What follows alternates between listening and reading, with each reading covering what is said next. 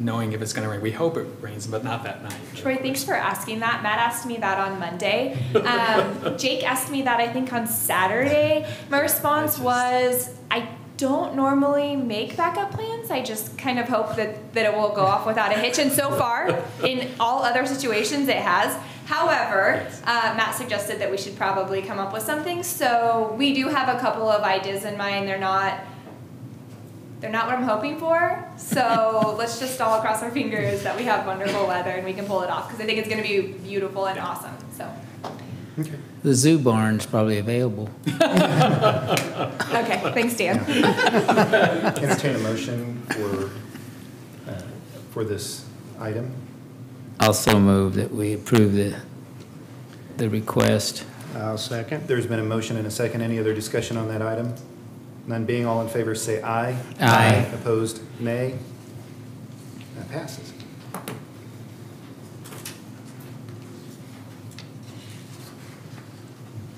Item 7 is the staff reports.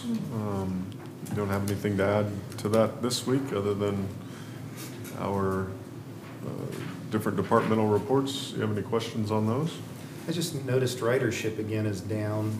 It looks like we're starting to trend down each month on our ridership for the City Link. So just something going through the reports, I noticed that. It was kind of interesting. So then lots of weeds and compliant and issues on that. So, but yeah, I don't know is there something.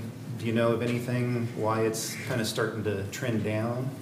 Do you know, Sam? Well, I think some of the issues would be the management. They've been turning over management. Oh, okay. And they really need to get somebody in there solid, and they'll need to do some advertising. Okay. I think we've kind of hit the plateau, and we kind of need to do something to raise those numbers, and so I know Marcy's working on it right now. Okay. Yeah, I really appreciate, because I wasn't sure. We did go through the budget, and I know when we worked with Melinda how much that, I didn't realize how much the city's part was that, so I really appreciate that information and knowing that it is subsidized and it is valuable to those who don't have a transportation. So, it might be kind of nice sometime to have a sit down and a breakdown, whether this is in a pre-meeting or otherwise, where we look at the actual zones and the ridership per zone. That would be and then great. maybe we could do some planning around, expansion or change of areas or routes or those kind of things that might help that.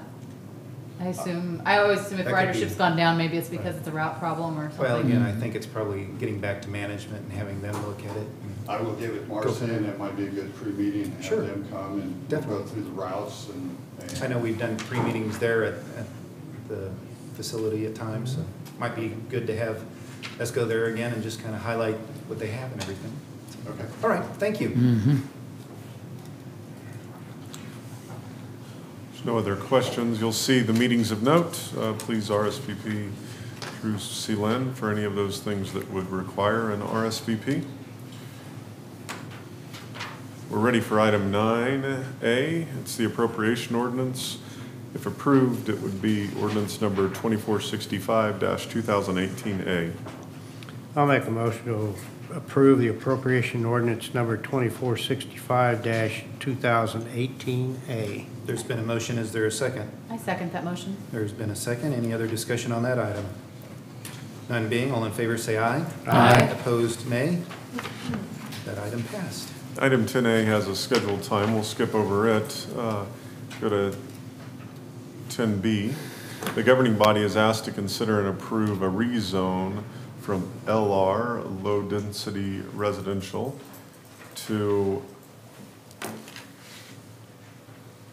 R1, single family residential, for property located at Mary Street and Glenwood Drive in Garden City. If approved, this would be ordinance number 2799.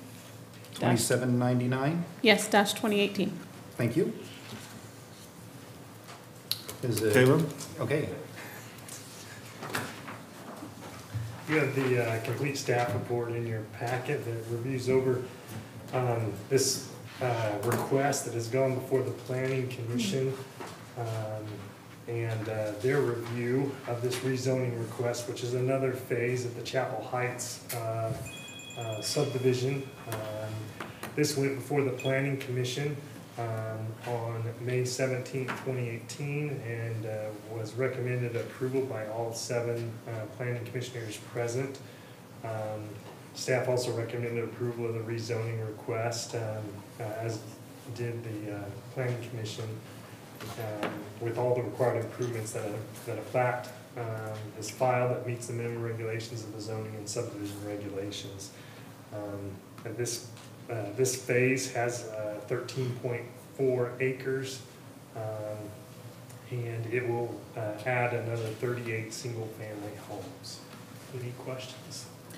So will there be additional street down the middle of it, or how's that? Have you- Yes, Or is yeah, that the that- next phase, I guess? No, that area that's highlighted will has a street running across paralleling Mary Okay. Street there, and apologize, that should have been included in that, but yes, that's the street will, it'll be phased, similar size lots as are in the first 2 phases. Is the price point for these projected to be similar to the other parts of the development? That's our assumption is, the developer usually runs those costs on those and prices those. I'll make a motion to approve ordinance number 2799-2018. Second. There's been a motion and a second. Any other discussion on that item? None being, all in favor say aye. Aye. Opposed, nay. Thank you. Item C, the governing body is asked to consider and approve a resolution establishing a date and time for a public hearing regarding the Rural Housing Incentive District for Chapel Heights, 3rd edition. If approved, this would be resolution number, 2741-2018. Melissa? I am here before you to ask to recommend that we approve this attached resolution to establish the time and date of October 2nd at 2 p.m. to have a public hearing for the Chapel Heights 3rd edition RHID. You just approved the rezone for this area. As Caleb said, there'll be 38 single-family homes. They'll have garages to provide for parking, and the homes will also have cable, washer, and dryer hookups as well. Your alternatives before you today are the governing body may approve the attached resolution, or the governing body may not approve the attached resolution. Staff recommends approval of the resolution. Make a motion that we approve resolution 2741-2018. There's been a motion. Is there a second? I'll second. There was a second. Any other discussion on that item?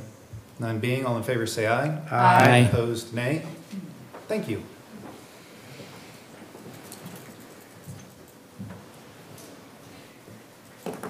Item D, the governing body is asked to consider and approve an amendment to City Code of Ordinance 90-204 wastewater schedule of charges. If approved, this would be ordinance number 2800-2018. Mike? Good afternoon, Mayor and Commissioners. At your last meeting on August 7th, 2018, you directed staff to prepare an ordinance changing the sanitary sewer base rates for all rate classes. The base charge was to increase by $2.50 per month effective October 1st, 2018.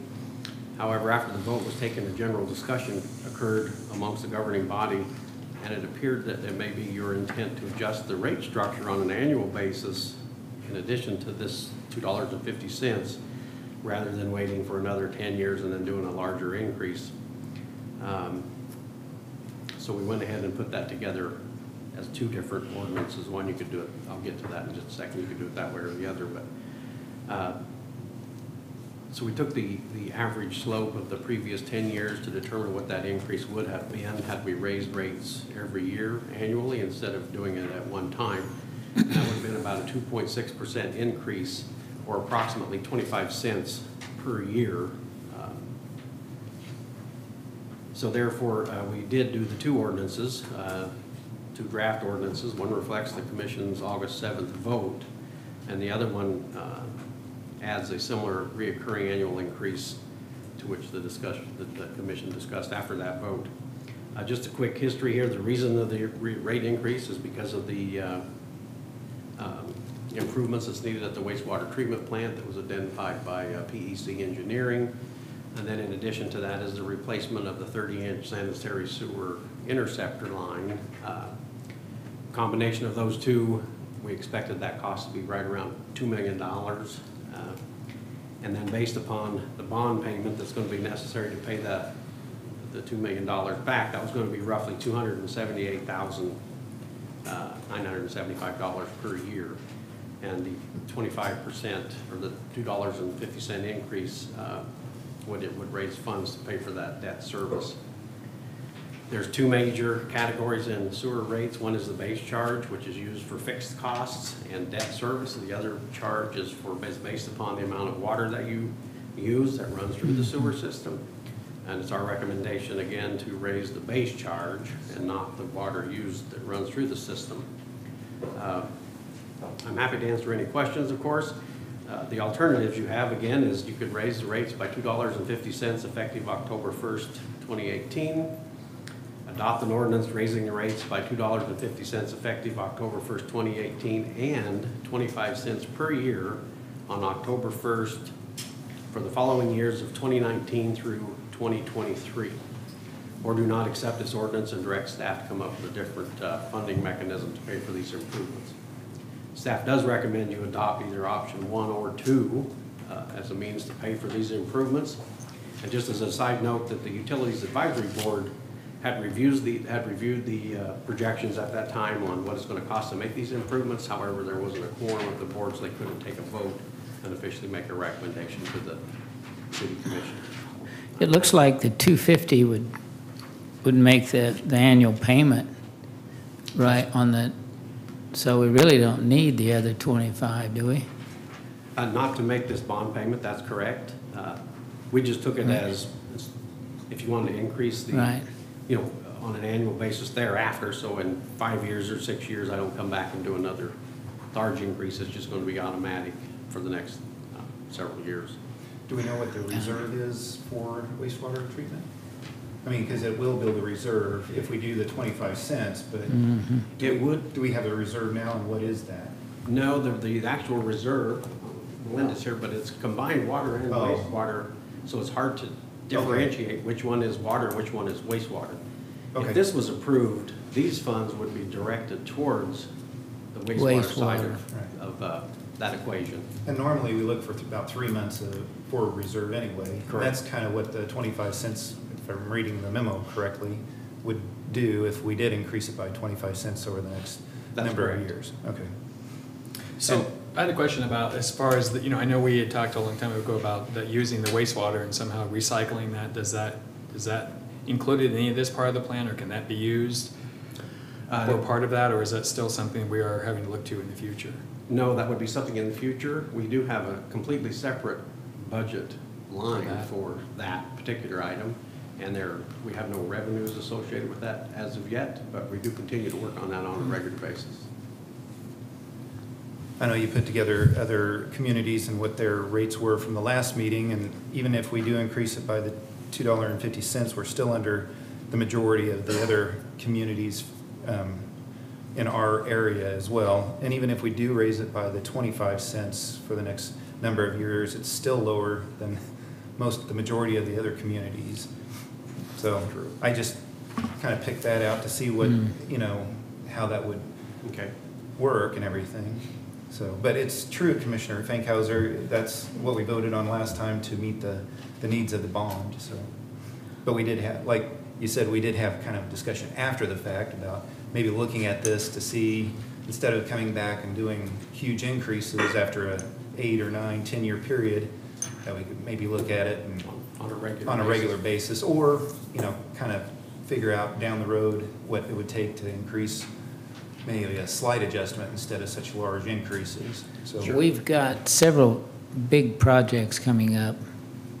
It's gonna, over on the west side of town, it's gonna add, I think, what, 100 and additional lots? users? Yeah. That's true, that's gonna help some too. Yeah, any additional customer that will be added to the system is going to add the minimum charge will be based upon, will be charged to them. So that's correct, that will go up some. Yeah. I'd make a motion that we accept alternative one with the idea, as we kind of discussed, about not having the automatic increases you propose in alternative two, but then just looking at it on an annual basis and maybe deciding whether or not to do an increase, a step increase at that time rather than automatic. There's been a motion for. I'll second that. Alternative one, there's a second. Any other discussion on that item? None being all in favor, say aye. Aye. Opposed, nay. Thank you.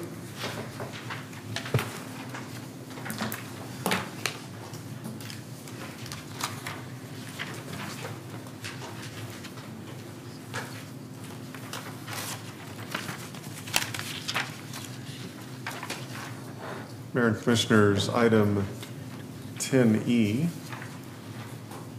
the governing body is asked to consider and approve a resolution for project sponsorship of a transportation alternatives program application for the 8th Street reconstruction and enhancement project. If approved, this would be ordinance number 2742-2018. Sam? Good afternoon again. The governing body provided staff directions at a pre-meeting for the 8th Street project. That project runs from Walnut south to St. John's. During that meeting, the governing body asked us to make sure that we had a base project, and also then all of a sudden we had some enhancements, which is sidewalks, landscaping, and lighting. The total project of both the base project and the enhancement is $2.76 million. The base project included the following items, which is replacing the pavement on 8th Street, removing and replacing all the curb and gutter on that stretch, realigning the intersection of 8th Street and Stevens Avenue, constructing bump outs at crosswalks, constructing some new angle parking areas, and then also switching the water services on 8th Street and then also on St. John's, and constructing a new water main on Pine Street. The enhancement project side of it is the sidewalks, lighting, and landscaping. The funding sources that we identified for you, the first one is we've been banking federal exchange funds in the special traffic way at about $1.1 million is what we'll have banked for this project. And then we also, the governing body approved a GO bond in 2018 of $500,000. Those two amounts would take care of your base project. The enhancements, when we originally came to you, we estimated that at about 1.1. After talking with KDOT, after we started the application process, they asked us to go ahead and max that out to 1.76 million. So that's the reason there's an increase in that. It's not going to be a guarantee if you guys approve this resolution that we get that, but they did ask us to do that. We have included for your review the attached drawing of the project and a new concept drawing of proposed sidewalks on the east or on the west side of the road. We just received that from the engineer. That is the new look for the sidewalk on the east side, down close to Walnut as one concept. And then the next drawing shows you the complete construction of 8th Street between Walnut to St. John's. The alternatives for the governing body would, the governing body may elect to approve the attached resolution, or two, the governing body may elect not to approve the attached resolution. If it's approved, the city should receive a response back from KDOT sometime in December. Staff recommends approval of the resolution. Are you gonna salvage the brick, or what's the thought there? We will salvage any brick that we pull up. Pull up. The new construction does call for a concrete street, and so we'll try to use the brick somewhere in the community, especially in the downtown area with the historic brick that's there. This is a 2019 project or 20? It will probably be it'll be let in 2019 and built in 2020. Okay, are most of the merchants in agreement with this? Because a lot of them don't have an alley, so the people can come in, you're gonna be able to cater to them, to keep them afloat down there? As soon as we have a complete set of plans, the next step would be to have another public meeting with them to explain, but we are going to try to carry one-way traffic through the whole construction of this street. There is some additional parking lots around there that are owned by the private businesses. We're probably going to sit down with them and see if we can't work out a way to use those parking areas. Yeah, I think there's some right on the east side, like where Tinker Shop is. There's a couple vacant lots right in there that may fill in too. But yeah, it's going to be a engineer's nightmare for a while, but it's certainly a project that needs to be done. Hopefully in 19 we'll have that public meeting, invite the public, invite the commissioners, and go through that and try to explain some of the phasing sequence of this project. So we do have the dollars to do the street already. What you're asking for is a resolution to do all the enhancements, is that correct? Yes, to authorize the mayor to sign for you to obligate the city our share of the enhancements.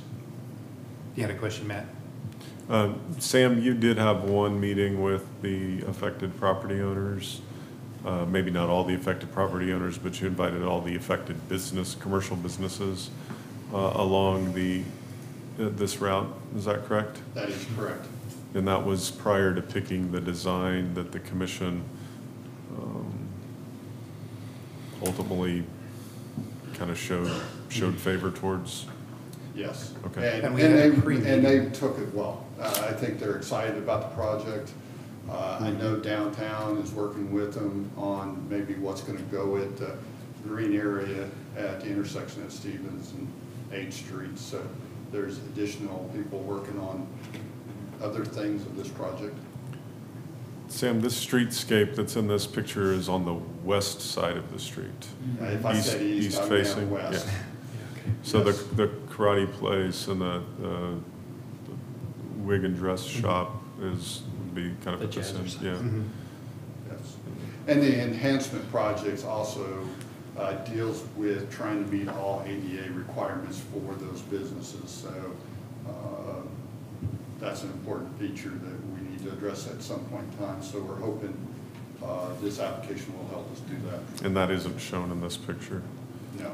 Yeah, that Have to be at that either isn't an ADA end, solution. wouldn't it? Yeah, there's at the end. Yes, they're at the end, and it's a tapered drop off going back to the west, I think, right, Right. Sam? And then Yes. curling back around. Right now, it's about a 1 to 4 slope. And then you can also see in the drawing that we raised the sidewalk to the elevation of the doors, because right now you have to step into those stores. So that's, again, trying to approve the ADA requirements. So basically on this drawing right here, you can see the car down there in the lower left corner, and then you see the white area. That's a sidewalk that the ADA could get in their wheelchairs, go down to the end of the block, and then come back up on the ramp. Is that correct? That'd be correct. Okay. I make a motion that we approve resolution 2742-2018. There's been a motion. Is there a second? Second. There's been a second. Any other discussion on that item? None being, all in favor, say aye. Aye. Opposed, nay. Thank you. Time. Item F, the governing body is asked to consider and approve a motor vehicle nuisance resolution. If approved, this would be resolution number 2743-2018. It deals specifically with a gray GMC Savannah van at 926 North 9th Street. Hello? Yes, this is our, your typical resolution that comes before you where we have not heard anything from the property owners to remedy the situation that exists at this property. This is the next step. We'll send them notice and giving them the 10 days to remove that. Okay. I move we approve resolution 2743-2018. There's been a motion. Is there a second? I'll second. There's been a second. Any other discussion on that item? None being, all in favor, say aye. Aye. Opposed, nay. Thank you. Item 12A, the governing body is asked to consider and approve an extension request from Casco Homes for repayment of special assessments in the Eagle Crest edition. Melinda? Back in 2005, the city of Garden City acquired the property where Eagle Street is currently now. We were in need of housing back in that time, and we didn't have the use of an RHID during that year, so we developed an internal way to fund special assessments for this project. So Casco Homes was the developer that was selected by the city with the design that he provided. The city paid for all of the improvements for the Eagle Street addition, and whenever a lot sells, the city gets paid back on those special assessments. So we have roughly 9 lots that are left remaining that we were to be reimbursed for. So there's a total of $119,173 remaining to be paid back to the city.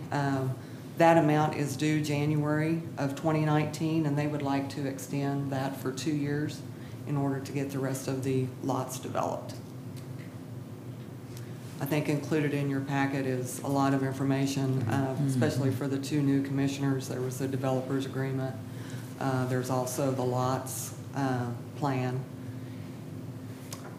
So as this was an internal kind of Mechanism. mechanism, do we have anything that we can compare this to? Because obviously it doesn't compare directly with our RHID folks, and essentially we're carrying the financing then on this, which seems, you know, to have its burden, and yet also that's a potential. There's been good success there with the number of lots that have sold, and so I think that there's good reason for us to consider this. Can you give me any guidance, or us any guidance, on how to think about this in terms of similar developer agreements? Or Well, the RHIDs go for 15 years on the repayment of those. So if you want to compare years to years, that would be some sort of a comparison that you could use.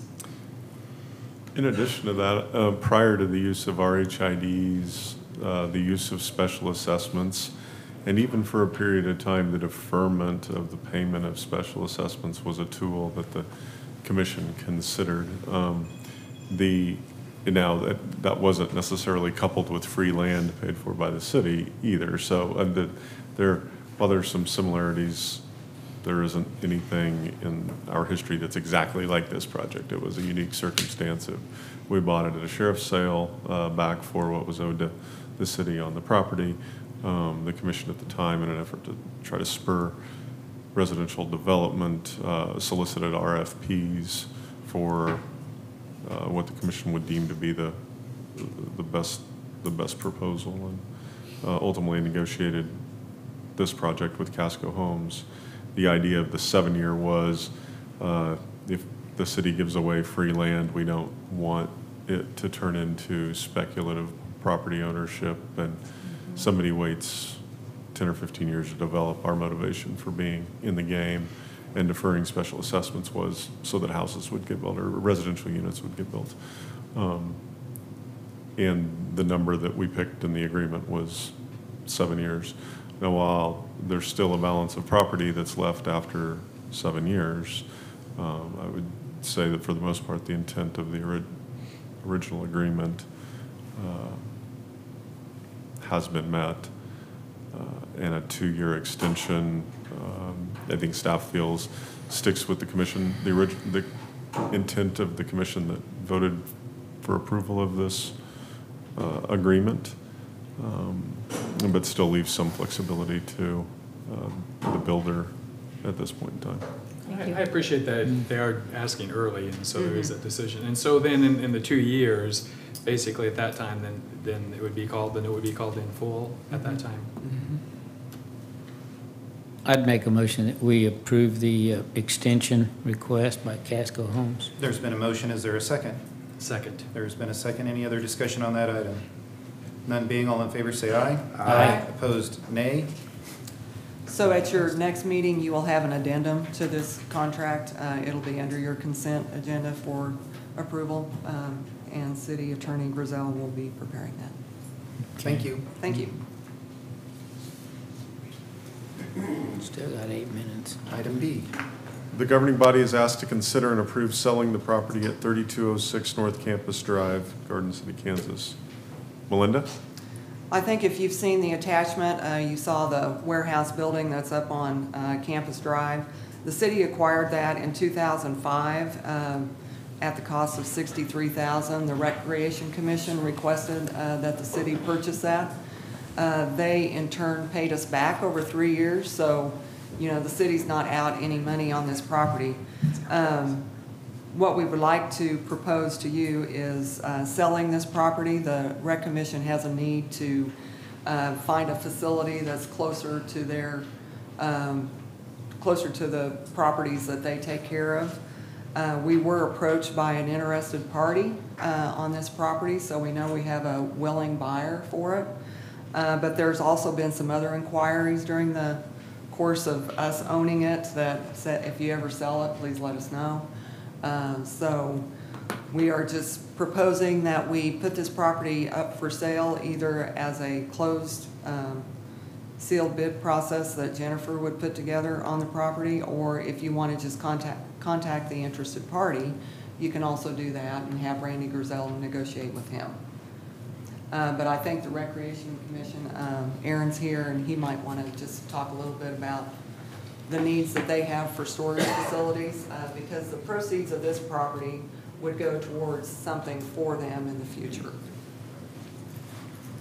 So currently we use 3 different facilities for storage, one of them being this one, which is as close as I can tell, about 15,000 square feet needed for between maintenance, shop use, and storage. So the idea to consolidate and find a more permanent home for maintenance, as well as move it into a location where we're not driving completely across town, is highly desirable to us. Since we do have an interested buyer, we're willing to squeeze everything in for a few months to a year or to try to figure out where that may be. So do you have questions? So you've not chosen a location, a central location, or you have some ideas about those? Or? We have some ideas from some locations. We're working with a realtor currently to seek out the opportunities on a few locations. So Melinda, so the price isn't going to be the $63,000, so it's going to be a negotiated price, is that correct? I wasn't sure on that. The property is valued at, where do I have that in here? $63,890. That is the value that the county appraiser has on it. It would be negotiated at a price either with the interested party, if they want to put in an offer, or if you could want to do that closed bid process. That's up to you. I think we ought to do the closed bid. Is that a motion? I'll make it in the form of a motion. Is there a second on that motion? I'll second that. There's been a motion and a second to do the closed bid process for, to sell 3206 North Campus Drive. Any other discussion on that item? None being, all in favor say aye. Aye. Opposed, nay. That item passed. So that also will be on your September 4th meeting, and Jennifer will have that for you. Excellent. Good. We're getting our meeting set here. She's gonna be busy. 4 minutes. Yeah. Yeah. Item, Yeah, if there's, that may be at a later Yeah. meeting. Okay. Yeah, I don't know that Yeah, it'll it be could September. rain. So. Okay.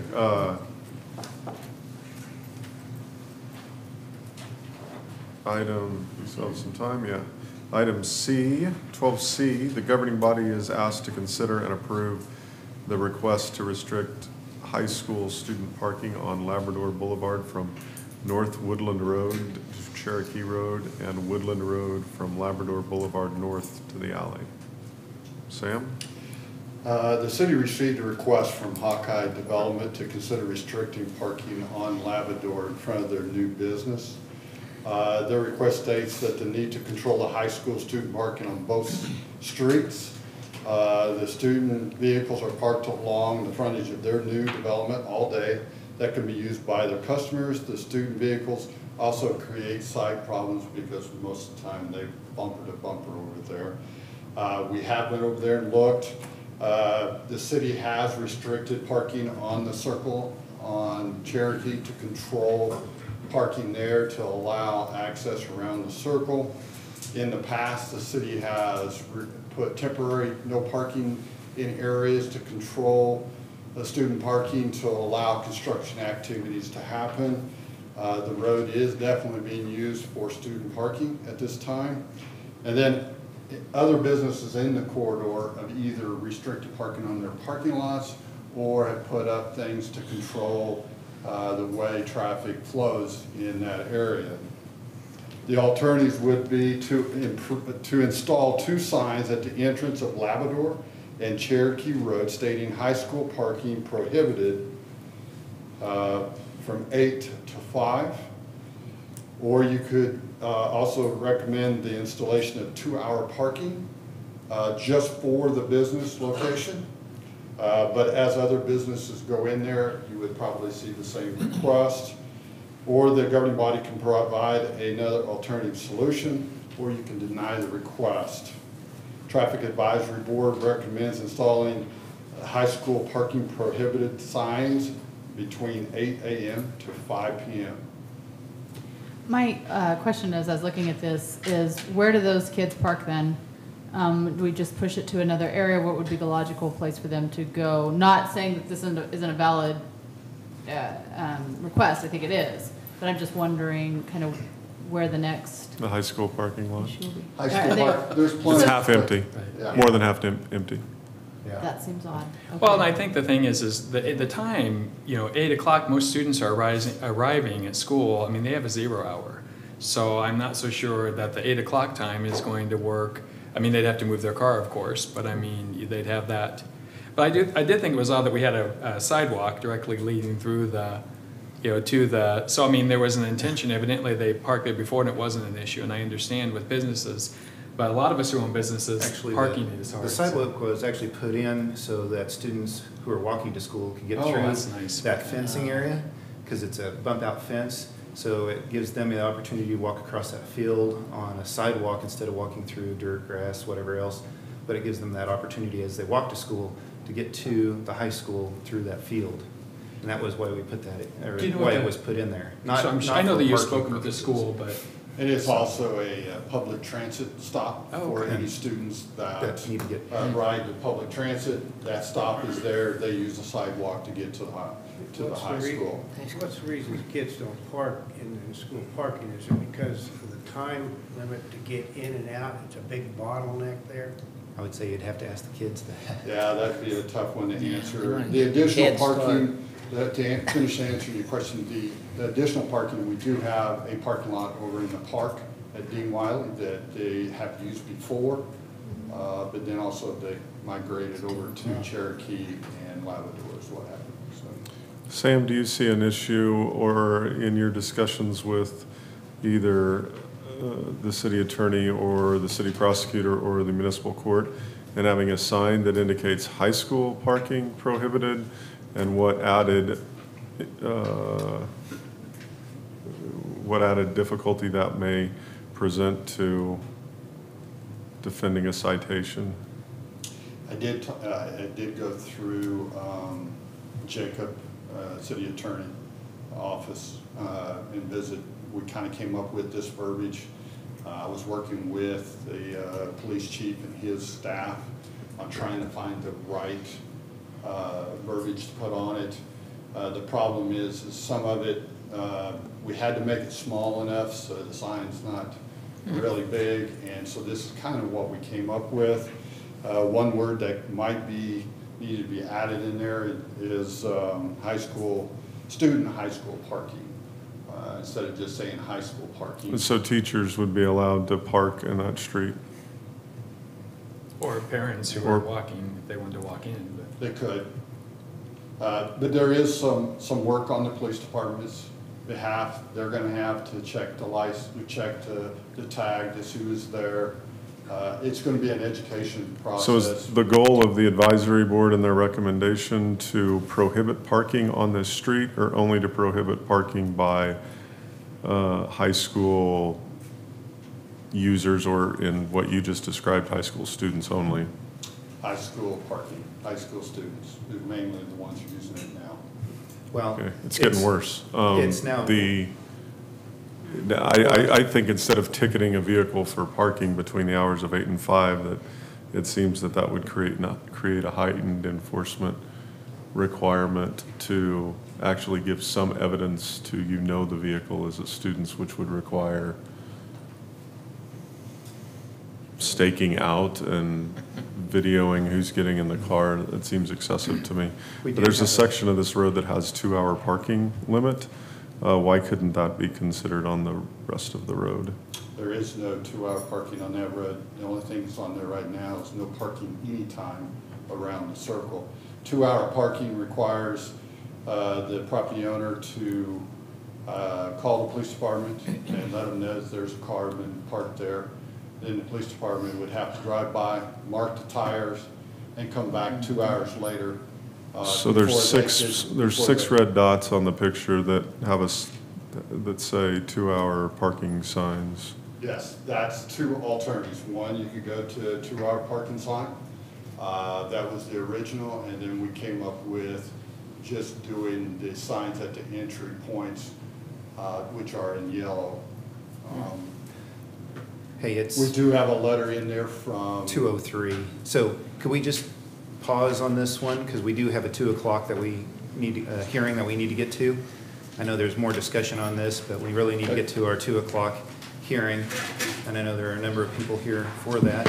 So if we could just kind of hold off on that, because it is now 2:04, so if we could start the public hearing, or get back to item 10A. Public hearing on the matter of the governing body hearing questions, concerns, and comments from the public with regard to the advisability of making certain improvements and establishing an improvement district.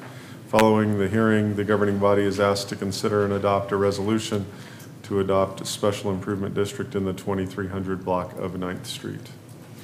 And it would be resolution, if we do approve this, it would be resolution what? 2744-2018. Okay. Right, very good. Just to give you some background before you open the public hearing, for those interested, this request has been stated is in regards to the 2300 block of North 9th Street. Mr. Souls has approached the staff with a petition for a new improvement district to include all 16 lots in the 2300 block of 9th Street. This will be his fourth attempt at creating an improvement district for this area. On July 2nd, 2018, staff found the new petition sufficient for the governing body to consider the request. And on July 17th, 2018, the governing body approved the resolution for a public hearing. The public hearing it was set for today, according to Kansas state statutes, for the governing body to be able to make their findings as to the advisability of this improvement. The signed petition provides the following information on the improvement district. The estimated probable cost of such improvement is $177,935.75. The proposed method of assessment is per square foot on each lot and parcel of the properties within the improvement district. The proposed apportionment of costs between the improvement district and the city at large is 20% to be assessed against the improvement district and 80% to be paid by the city at large. Special assessment improvement tax districts are financial tools which allow local government to assess traditional taxes to real estate for specifically approved public improvements, including but not limited to water mains, sewer lines, and streets. Statute requires approval from 51% of the real estate owners of the district in order for the governing body to take action on the petition to establish a district. The governing body has the ability to determine if the community as a whole should participate in the improvement or if the cost will be borne solely by the district that the improvement benefits. As the governing body considers the request for a city developer cost share, past practice by city tends to fall into 3 categories. First is the development of previously undeveloped property. In these cases, it is customary for the property owner or developer to bear 100% of the cost. Second is the development of a fully developed property with underdeveloped public infrastructure. Two recent examples of this are the 1900 block of A Street and the 100 block of North Taylor. In both of these instances, all of the properties were developed and the road and storm drainage were unimproved. The city paid 70% of these improvements and the adjacent properties paid the remaining 30%. The third category would be the oversizing of arterial roads where the city pays the equivalent of the oversize of the infrastructure. The request before the commission is different, as this property is neither fully developed nor fully undeveloped. 4 of the 16 lots are developed and 12 of the 16 lots are or would be considered undeveloped. There's no clear policy or past practice to call upon to form a staff recommendation. Your alternatives is the governing body may approve the improvement district as proposed at an 80-20 split. The governing body may approve the improvement district as a ratio other than 80-20 split, or the governing body may not approve the improvement district. The fiscal note is, if approved at the 80-20 split, the city's portion of the special assessment district is $142,348.60, and would need to be included in the 2019 general obligation bond projects with the first debt payment due in 2020. Mr. Kentner, just for clarification, the assessment is based on square footage per statute, no matter the development or the undeveloped nature of the property. Is that correct? Right. Just the statute says per square foot. There's 2 ways that can be done in the state statutes, is by square foot and by just the properties themselves, the acreage or total size. Okay, it can be divided in that manner. Yes. And your question is about the percentage which triggers a petition, right? The 51%, not the 80-20. No, I'm actually asking about the assessments, not the percentage. The assessment isn't tied, the 80-20 I don't believe is tied to anything statutory. Correct. The 80-20 split is strictly arbitrary. You It's can home come rule. up with that number depending on how you would like it to be divided. Thank you. And I think it's driven in part, and at least in the instances of these 4 attempts, by what's been included in the petition. Is that right, Caleb? That's correct. So the petitioner is asking for something specific, a percentage share, a public contribution. Yes. But the statute and the way to calculate it is whether or not you've achieved 51% in order for the petition to be considered valid. I see, thank you. I'll open the public hearing at this time.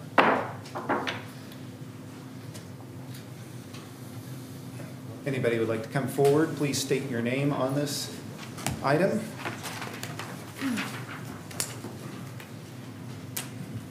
Yeah, there you go. Does that work? That'll work. Okay. My name is Salil, and I own the northwest corner of the 2300 block of North 9th Street. I actually have a house on one and a garage on the other. Some of you are new, and I would like to give you some background information. I'm a proud homeowner in Garden City, and 9th Street has been part of my permanent address for 49 years. I am on my 23rd year of teaching, and I've been blessed. The year I paid off my student loans, the house that my grandfather and grandmother lived in went up for sale, and I was able to buy it, so I now can call that home as well. My little piece of Garden City has not changed for 49 years. People still ask me if I live on the little dirt road, and I laugh and say yes. I begrudgingly realize that change happens. And I'm not the only one that owns property on the 2300 North Block of 9th Street. As a property owner, I have never asked for the street to be paved. I've never even asked for maintenance to be put on the street. But I do understand that people want to make money. I would like to see my roads stay the same, but again, I know that I'm not the only property owner on that block. All of the people listed on the petition are longtime homeowners on this block. In fact, 18 or more years we have each lived on that block. Except for the petitioner, who's lived on Kingsbury for years. Some people have the opinion that I will benefit from a paved street, but I see no benefit. I have a dirt road. I have a dirt driveway. I'm gonna have to figure out how to get that dirt driveway up to the road. I have a garage that my grandfather built in 1950 that happens to be on the lowest point of the property that already floods when it rains. If the street is higher than my garage, how do I fix it? I don't even know how much that's gonna cost. And then I'm also asked to pay $50 a month for 10 years so others can make money. I only see more and more money coming out of my pockets so that some property owners can build houses on empty lots and turn a profit. And that is ultimately what it comes down to. People want to make money. The part I do not understand is why the petitioner is trying to force me to invest in a project that will not benefit me. Some have told me that my property value will go up. The fact is I live in a one-bathroom house with what is called a bedroom within a bedroom, but fact is one of the rooms doesn't even have a closet. So really I live in a one-bedroom house with one bathroom that's already valued at over $100,000. The developers have the opportunity to recoup their specialty tax and even make money.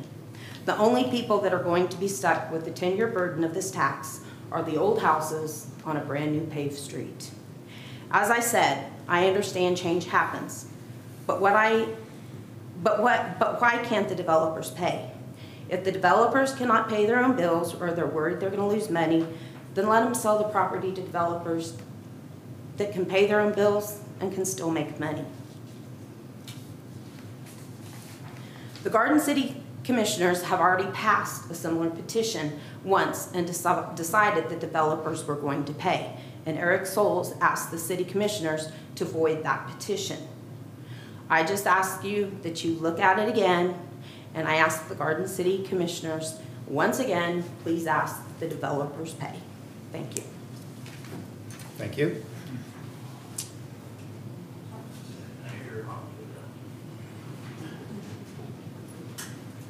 Just how much more per lot would the? You'll have to come up. We have to. Or do you want to take it here? Yeah, I can. Again, please state your name. Donelda Wallaker, I live on Ninth Street. Okay. Just how much more per lot would the developers have to pay if the homeowners did not have to pay? It doesn't seem to be a huge amount. You know, we're not against the road. We never have been. When he did 50-50, we agreed with it, but he turned it down. So now the city's having to pay more, and they're wanting us to pay more. So I'd like to know the cost of what it would add for the developers on each lot. Yeah, we don't know that. Well, 20%. Well, we would just, I mean, this is more. It's probably not $2,000 per lot. Well, this is a policy issue for the city on if we're going to approve this to move forward or not. We don't have the information on how that would look for a lot, but this is more of paving the road and a policy issue on determining that. That's the street cost is Right. what it would run. Yes. All right, thank you. Thank you. Jennifer, if you want to take that back to him instead of having him trying to walk up, that might be a little easier. Well, I'm gonna talk for him, he just wants to sit up here. Oh, okay.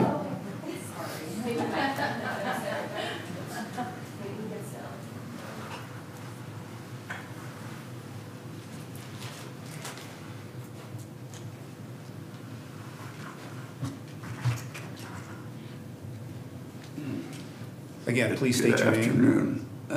My name is Vernon Souls. I'm the majority landowner of the 2300 block of North 9th.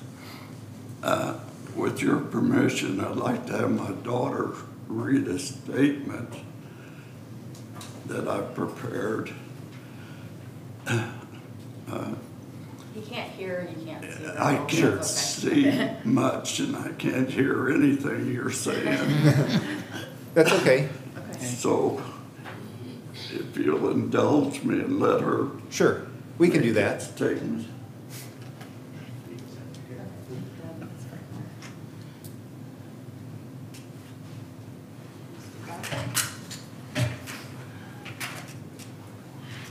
I'll try to stand up here.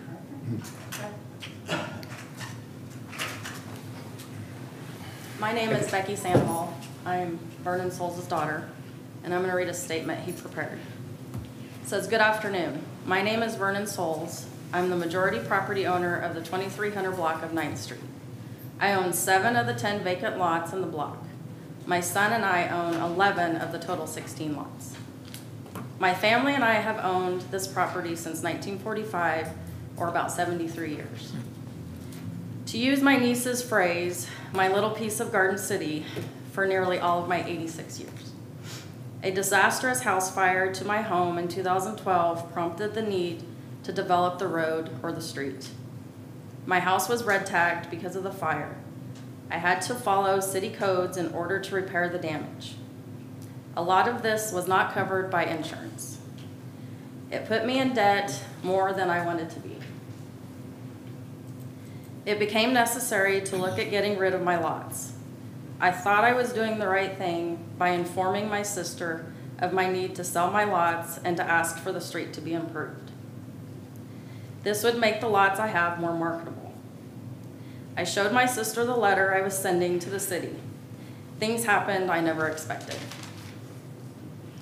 To get a fair market price for my lots, I need the street improved. City buildings, permits, will not be given until this is done. Builders, contractors, promoters, individuals have not offered any price other than the price of dirt. Bottom line is, we need the street improved. No improvements can be made to the lots until the street is developed. Right now, it's a stalemate. I cannot sell my lots to get out of debt, and no one can improve the lots without the street. Thank you. Thank you. Thank you. Thank you.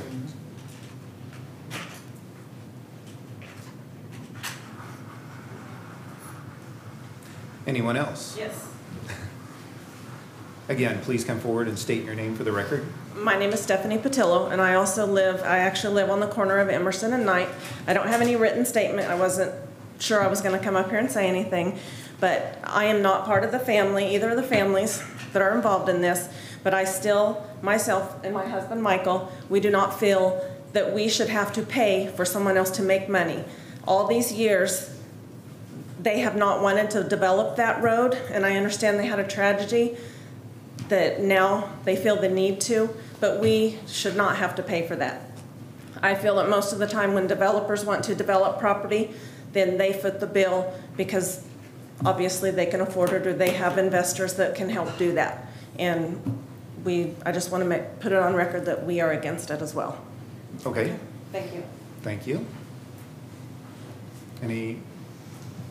Hello? Hello. Please state your name. Eric Souls. I have property on that 2300 block of North 9th. I have a spreadsheet showing everybody's general taxes, what they pay over there. And on the vacant lots, an average, you're making $1,300 a year on 10 lots. Not a lot of money. You could be making more on general taxes if we could put houses on it. But before we can do that, we need a road. So I'm asking for your vote to approve the road. Donnie brought up the deal about the 50-50. That petition didn't pass. It was 10% for, 90% against it. It was voted down. So I don't see how that petition ever passed.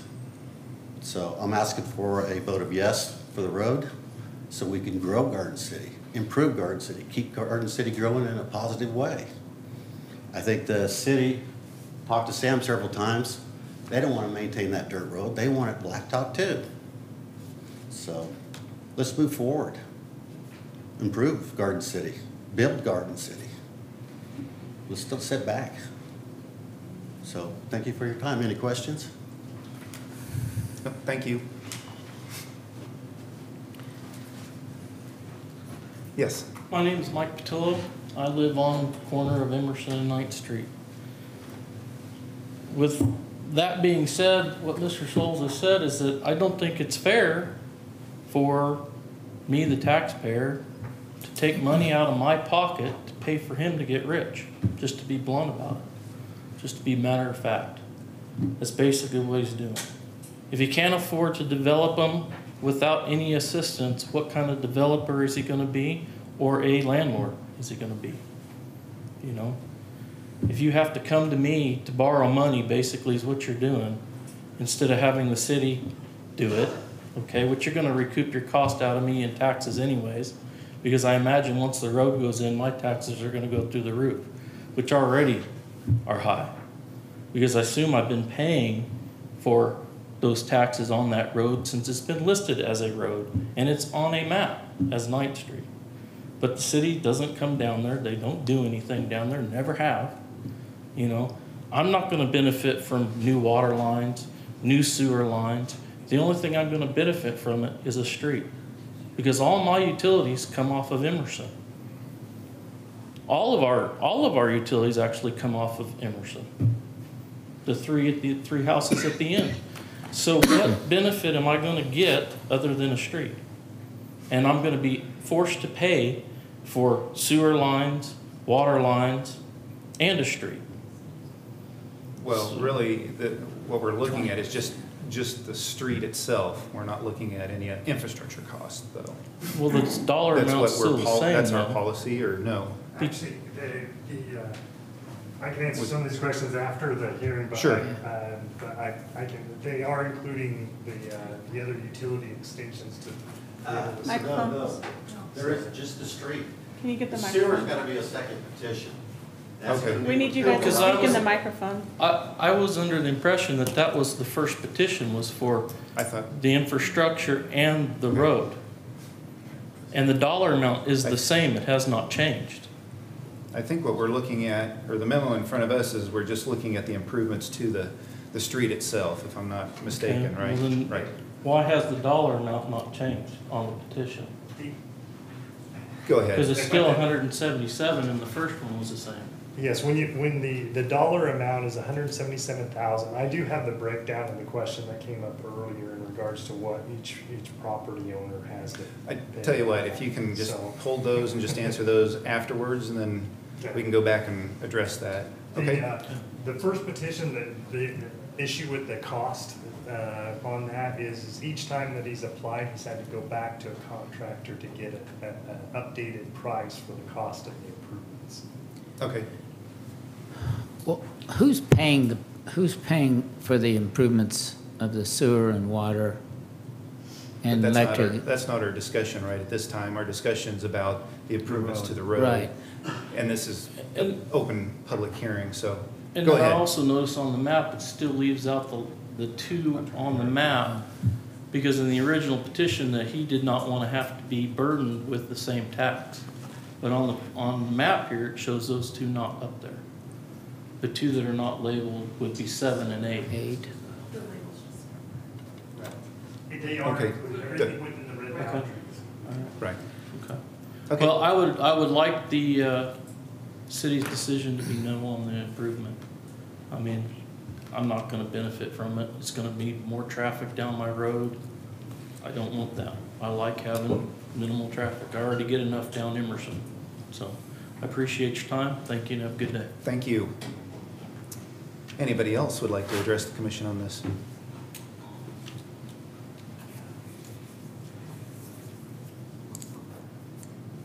Close the public hearing then? Caleb, could you help answer those questions then for us? Yes. Have the breakdown of the property cost for each one based on what's been proposed. For lots 1 and 2 there, Shelley Lawlicker's property, hers is portion for the total amount is $5,142.63. Jerry Lawlicker and Donelda's property is 4,000, which is lots 2 and 4, is $4,126.02.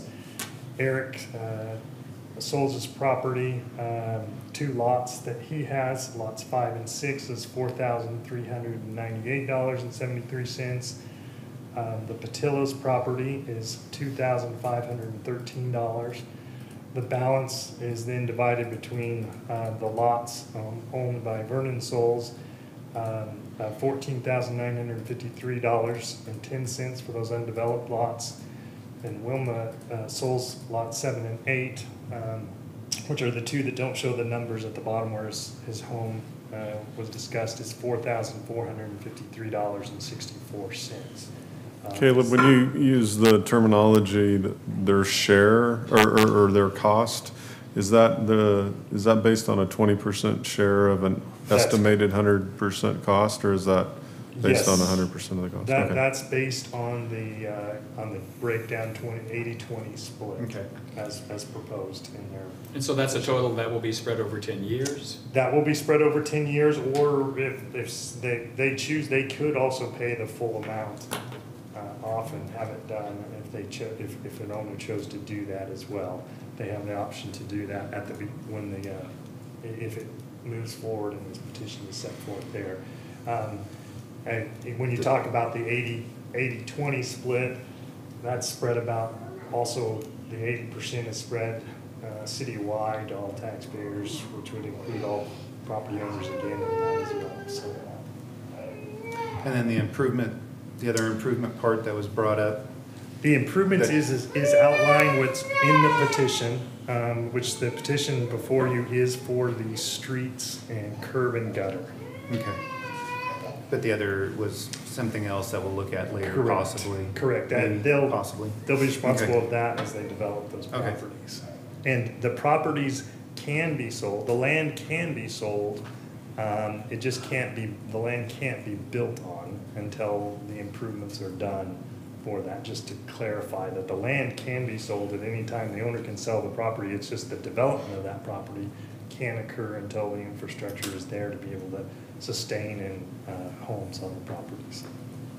And when you say infrastructure, just to make clear, the street as well as the other As well as items? the Okay. other mandatory water, Okay. sewer. Just to make, but this item that we're looking at, just to make clear, is just the street only. Streets, yes. To make improvements to the 9th Street at the 2300 block. Curb and gutter Yeah. and street. Right. Yes, yeah, it's all inclusive. So as far as the height of the street, that's going to be determined by the city? Yeah, that is a legitimate concern of every property owner that's over there that already exists, because the road will be engineered. It will be brought in to meet city standards so that the street can drain and the properties, so the lots that are undeveloped would then meet the grades that are required currently, which is 16 inches above curb is the grade, so that everything grades around and drains to the street. The alleys are set all as well above the curb line. So there are legitimate issues that all parties involved as this develops would have to work out as the project moves forward, and there could be additional costs. That additional cost basically is gonna go to the people that's already living there. They're gonna have to take Correct. care of that or they're gonna get flooded. Whereas the new house being built, they're gonna build that out before they even build a house. Correct. So that's an additional expense then on the homeowners that are established there right now? That would be something additional that they would have to deal with as the road is put in, yes. We would, as we engineer that project, we would be looking at that so we can give them elevations and numbers so that they can do what they can, and we'll do our best to alleviate that because the road and curb and gutter is included in that, but depending on their elevations, there may not be anything that we can do. It may be something they have to do on site, by putting a swell or some other So that could be drainage form to that could be quite a chunk of change. Could be. Any other questions by the commissioners?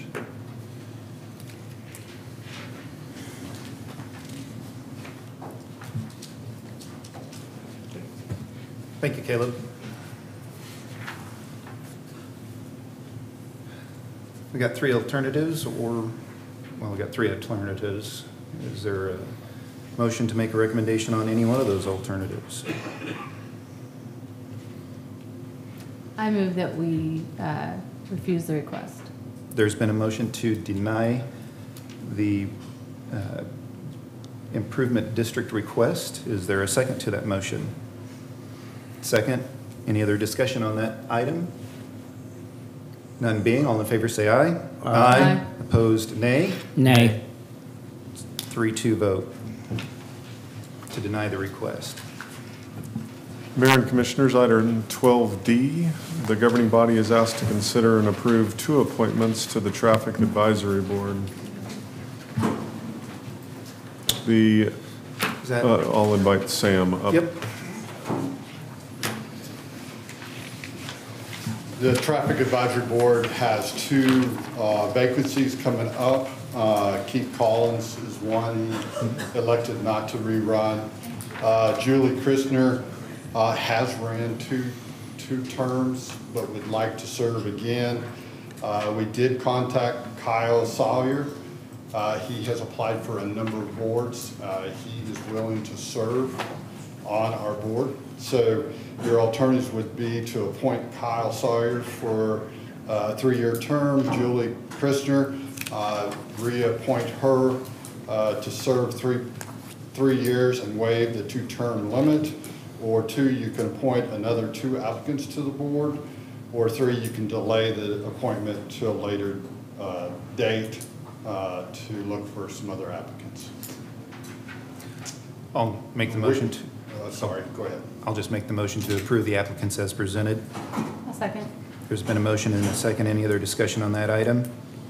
None being, all in favor say aye. Aye. Opposed, nay. You might stay because we're going back to the high school signage issue that we left off at the 2 o'clock hearing, the start of the 2 o'clock hearing. Sorry about that. That is Mayor and okay. Commissioners, I had a It's still check talking mark. about traffic, so we're good to go on that. Going back to it, the red dots C. are Item, this is 12C. 12C, Commissioner. And it's labeled in your bookmarks as Traffic Advisory Board, Labrador Boulevard and Woodland Road. I remember we were discussing kind of the verbiage or how this would play out if we did erect the signage, or if it's if a parent parked there, or how that would work with law enforcement, if I remember correctly back like 30 minutes ago. And I would certainly trust if they've checked with legal counsel, I mean, they've got some awareness of what it takes to prosecute and not prosecute in municipal court, but maybe if the commission is inclined to restrict parking along Cherokee and Boulevard, that you leave the flexibility in your motion to sign appropriately a restriction, and then the hours between 8 and 5, but that the commission isn't picking the exact wording on the sign, Sure. giving some flexibility to the legal staff and law enforcement. And I did talk to Sam about, I know the YMCA came with the residents along the YMCA, and then people have been, cooperative as far as long as they don't park there during that time. And so I didn't know if the signs really worked, and so I appreciate you talking about that. And I'm curious about, like, if we need both sides of the street, or is it just the sides in front of the businesses? I know sometimes in front of my business that there are people that, especially during tax time, and there's lots of reasons to not want people to park, but I'm curious about shutting the whole road off. I can see one side of the street for that business, but saying no one can park on both sides of the street, I'm curious if we ask the young people. I think sometimes we make rules rather than ask, and I'm curious if we spent a little bit of time out there and talked to them, saying, hey, these are businesses, they would appreciate you not parking here, if that would solve the problem, rather than doing a remedy where it has to be a signage. We have not made that attempt to try to catch the high school kids that park there. It is an option for you just to eliminate parking or restrict parking on one side if that's what you want to do. We just did both sides and let you make the recommendation or decide how you wanted to do that. Sam, is the expectation of the petitioner that their customers would be entitled to parking on that public road between the hours of 8 and 5? Well, they have a parking lot there too. Commercial development has to have a parking lot to cover It's it. a very nice parking lot. So. Yes, the answer is yes. So as an alternative to building an appropriately sized parking lot, the interest was having private exclusive use to a public road. That would be their request. The business next to them at 2151, their letter is in the packet as well. They struggle with this same parking, so we included that in the packet for your review. 2151 has parking that requires parking in addition to what's in their parking lot? I don't know that I've ever seen more than 3 vehicles in that parking lot. I understand. They sent us a letter in support of Hawkeye's request. That doesn't look like it's developed. Yes. Huh? Well, it doesn't show. It does. It is. It doesn't show right now, but 2101 and 2111 are new buildings. Yeah. And they do have a parking lot. Parking, right. So probably what will happen is kids will just park on further south, right? I think they go south of that circle. Yeah. Well, the Cherokee, but where the signs are located, they're just in front of businesses. But again, Right. I think this is creating giving a private parking lot on a public street. And I mean, I think that's and I think again, this idea of also, I mean, asking the young people if, hey, these businesses really need their parking, or do they need their parking? I don't know. I mean, I know one petition that talked about trailers, needing some space for trailers, and I understand, that. But it looks like there's a huge area we're restricting. These two, all the way down Labrador and all the way down Cherokee, but then our signage doesn't really, to me, I'm not sure it seems like we're giving these businesses special attention when there's lots of businesses that would like people not to park in front of them during certain times. One of the things we looked at on the alternative signs is when this gets developed, I think that'll be a familiar request. Right. So we tried to take care of it at one time. We don't have to do it, it's up to you. You're right, we don't restrict parking on public right-of-way. And again, now we have done it in front of the YMCA and it's worked, but we normally don't do it. So again, we're kind of asking for direction. Their recommendation is try to do it now on all of it. And as development happens, then we don't have these new requests. Or you can go with the second one, or you can deny the request. Well, I think part of this analysis too is safety, and really what the safety of the flow is, because I think the point of the sight lines that they brought up about the cars parked bumper to bumper is probably unique up there, the way students park. And Versus certainly, other right-of-ways in town where people park. and So- there's merit to discouraging a left turn in the morning, or what the design flow that went in the traffic analysis for that didn't anticipate Cherokee being a makeshift parking lot. So I don't want us to, while I understand the argument about equity amongst other businesses and those kind of things, also take into account that this is a unique area of town with unique, and certainly with kids running around in between too. And so I would like to see maybe a little bit more analysis about the safety and the traffic flow too. I guess I would like to ask young people if they'd be willing to park. I think sometimes we assume that they wouldn't be willing to park somewhere else without proper signage or some type of enforcement. And that's not my experience. I think if they realize that, hey, here's some issues, or this is what this is causing. And again, as the mayor indicated, that we do have a very huge parking lot, so it might be just an option to have them move over there. I guess putting signs up again, this idea of public roads becoming makeshift parking lots. So, or us, saying yes or no to those kind of things. Okay. One thing you could do is just put a note on their windshield and see if that would work No, first. we can't. Who? Who's putting it on there?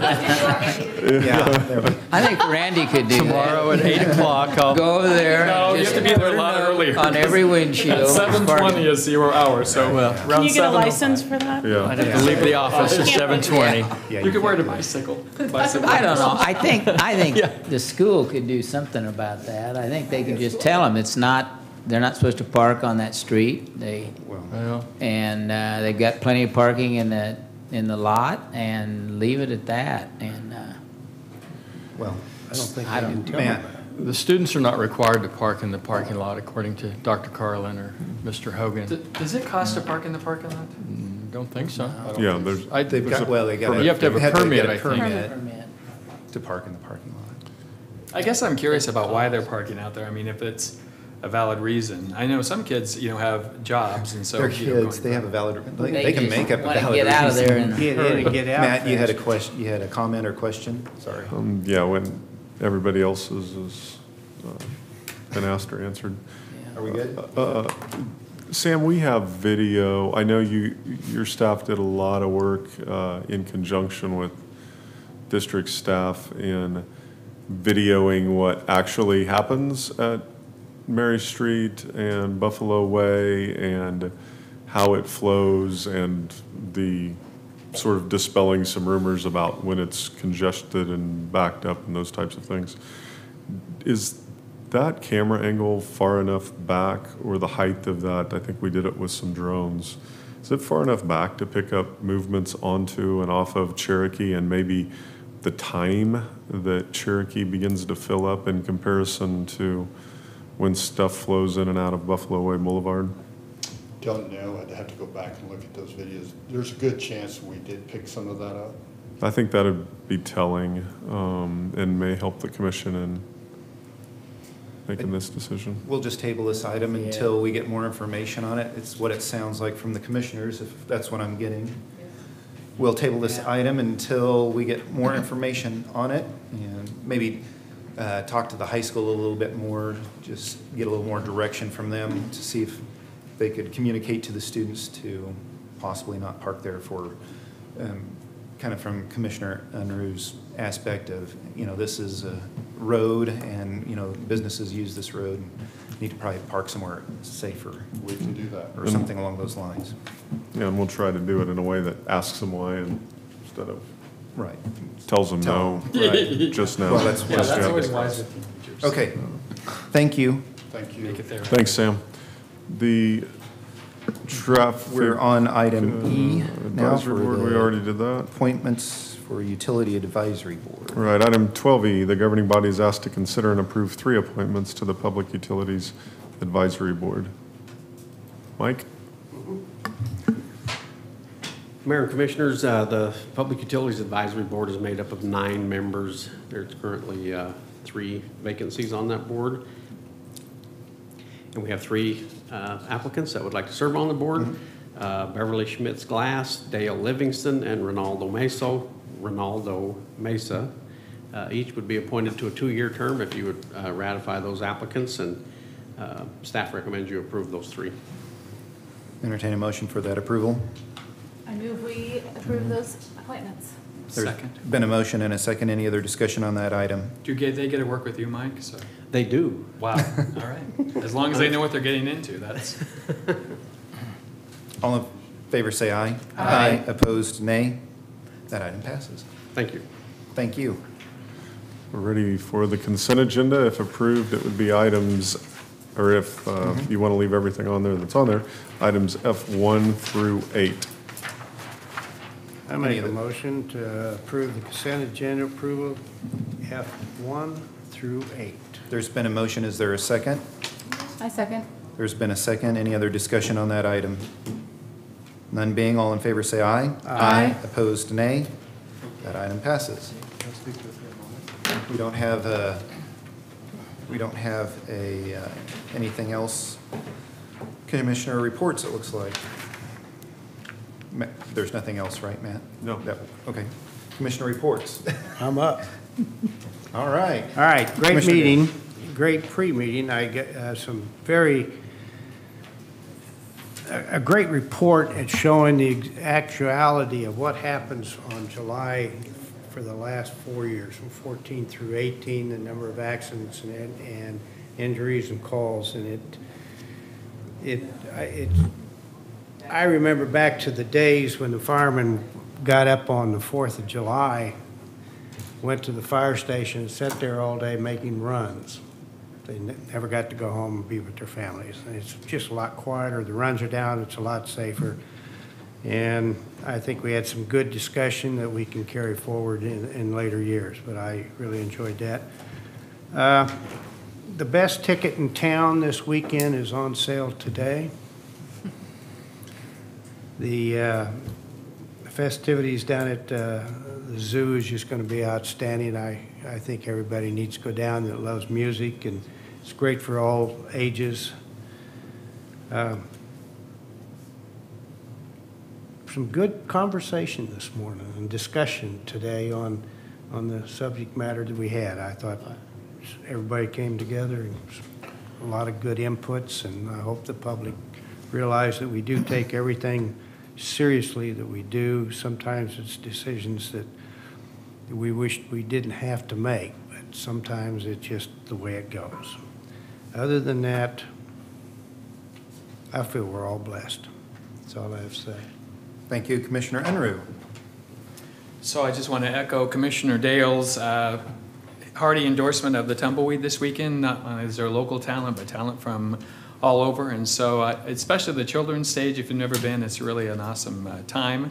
Sometimes I forget to leave there, and even though I don't have young kids anymore. So the thing I think is really neat also is the banner art walk, and I have a special interest in that. There's an artist that's a local artist who's incredible, and also my daughter. But there's some really great art in the banner art walk. Last year's banner art auction was a blast, and so that's coming up. So you can pick your favorites as you do that. The art walk was really incredible. There is just a couple of weekends left at the big pool.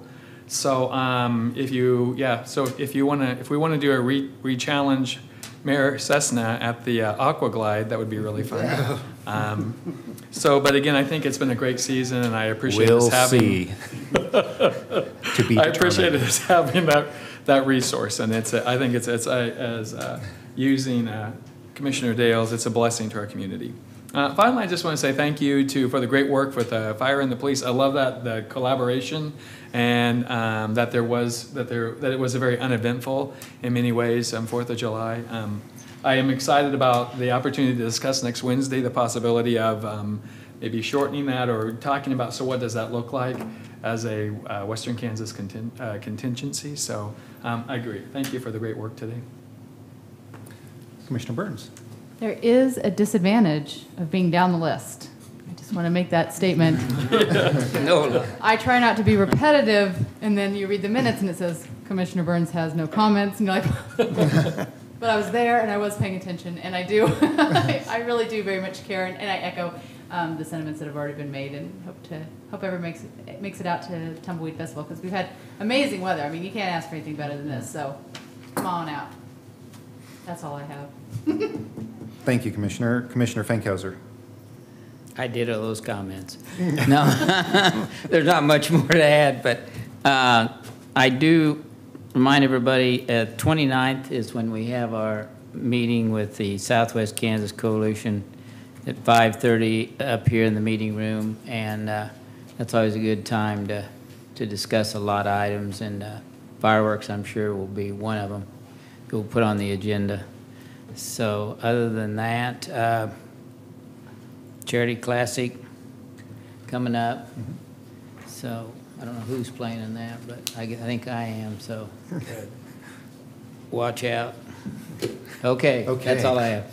Commissioner Burns? On a more general note, we just had our primaries in August, and there was some turnout, voter turnout, but as we look to the midterms in November, I really hope those who didn't have an opportunity to vote in the primaries do go out and make sure you vote in November, because it's incredibly important, and it's your duty as a citizen, and it would be lovely to see our Fayette County numbers be even higher.